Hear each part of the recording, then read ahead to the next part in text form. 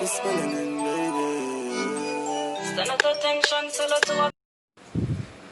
guys, welcome back to my YouTube channel. As you can see today, I'm rocking a ponytail.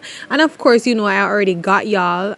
I'm doing a tutorial today to show you guys exactly how I achieved this ponytail. Alright, so stay tuned for that.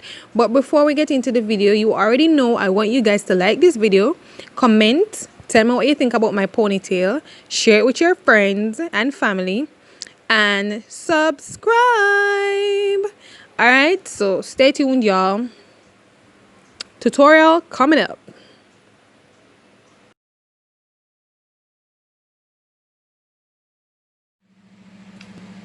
Okay, so as you can see, I already catched my hair just to add the weave onto it. Now I made a plait in the back to secure the ear pin so I can wrap, because of course you know I don't like glue, so I'm always coming through with the glueless everything. So stay tuned. Alright, and I promise by the end of this video you guys should be able to do your own ponytail. Alright,